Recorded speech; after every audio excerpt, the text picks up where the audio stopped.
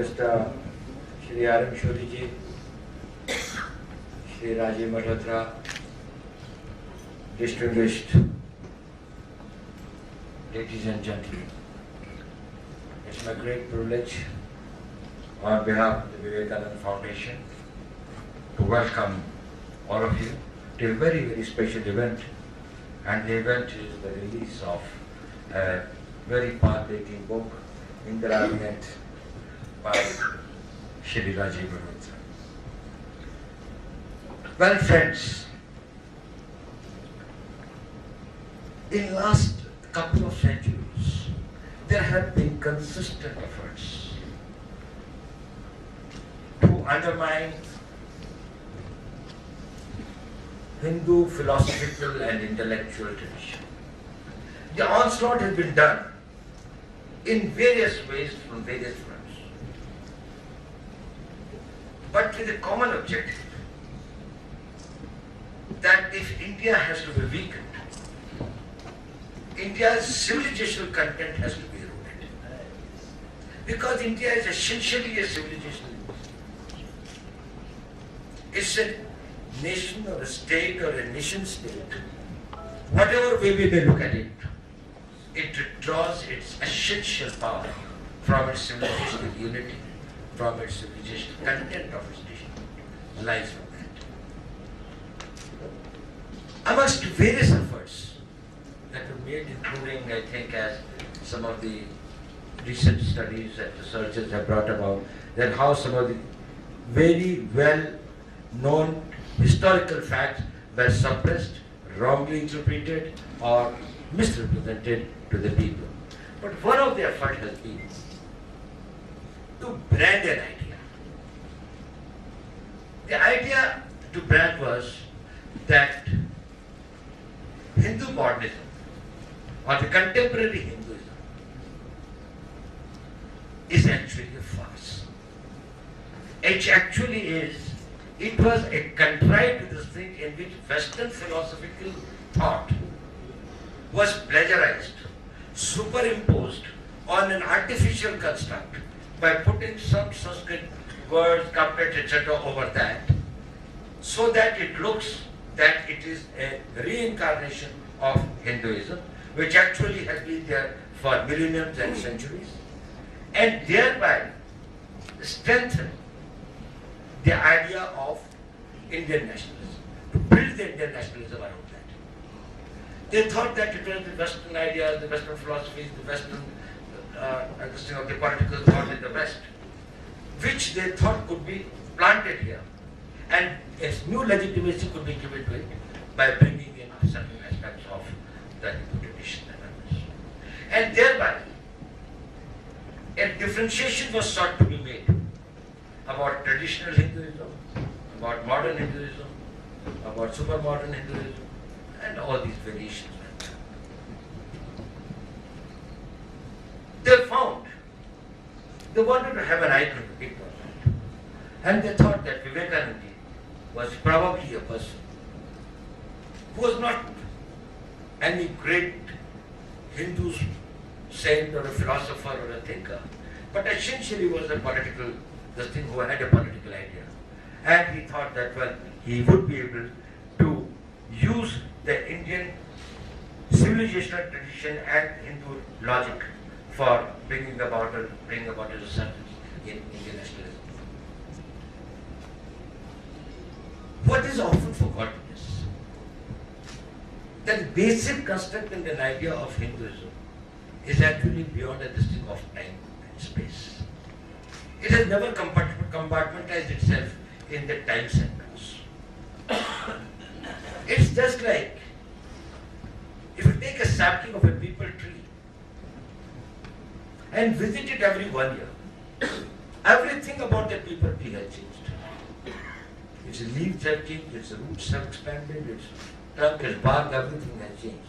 See it after 1,000 years, after 100 years, and probably everything is changed. What is seen today is modern. But what is the real content of that tree? The real genetics of that tree, it continues to be like that. There is no change or variation in that. And unless we understand Hinduism as an organic thing, ever growing, ever changing, ever transforming, it is reinventing itself every day. So actually there is nothing as modern Hinduism. It is a continuity of a flow, continuity of an organic growth which had been continued. And probably the historical experience or the realities of the day did change it, did adjust, it did adjust itself to cope with those realities and face those challenges. There have been some scholars and intellectuals who have been trying to give this construct and this interpretation to the modern Hinduism. There's this thing of what the theory of the Neo Hinduism. There is this thing by Professor Ram Bachchan, who is a professor of religion in Olaf College, affiliated to Lutheran. Now there are some very knowledgeable people sitting here in this room. I do not know how many of you know about Lutheran Church. I would have told you more about the Lutheran Church had I not been invited as some of my former intelligence colleagues and senior intelligence colleagues are here. They will say it will not be very proper for me to tell about what this organization had been doing in this country for many long years. A large number of disaffection under a very well-planned and calibrated action plan amongst Dalits to create a disaffection amongst them had been one thing that it had been undertaking for quite some time. They had been taking and fabricating the evidence to bring about how the atrocities are being done and trying to publicize it and holding seminars, etc. in different parts of the world to project the Indian society as an exploitative society, as a society which has been doing this with the Dalits with a design, and as a grand conspiracy of the caste society where the Brahmins or the upper caste Hindus have been Dalits. There's a part of, again, it's a larger thing, a larger conspiracy, or if I may say a larger design, of which we are a victim and we have got to be conscious of it.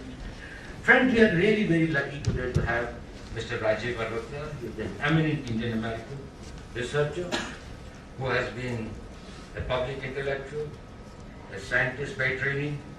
He has been a corporate executive, an entrepreneur in telecommunication, a very successful businessman, and who at some stage of his life decided that he is going to put all his intellectual assets, all his financial and economic assets, and devote rest of his life to the study of for the Indic studies, Indian civilizational studies, comparative religions, and also to rediscover what probably had been lost, not only to the people outside, but also the people within the country.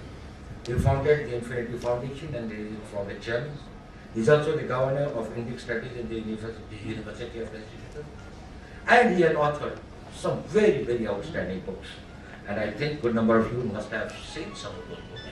Very outstanding contribution by him to breaking India. I think it's worth reading for all of us to see how India is how India is a victim or a target of a global conspiracy to undermine India's growth to strength, prosperity, and becoming a powerful country in the community of nations. Being different, invading the sacred, etc. are the other books that he had written, and now he has come out with Indira's Net, in which he has demolished point by point this concept of the Neo-Hinduism, or those who are trying to put that this Neo-Hinduism was a contrived invention of some people to subserve a political agenda or a political motive. We are really grateful that one of the country's best intellectual and an intellectual who has got so much of a diversified talent and an interest and a contribution, that Mr. Arun Shuri has been kind enough to come and inaugurate this book, and I think we now go for the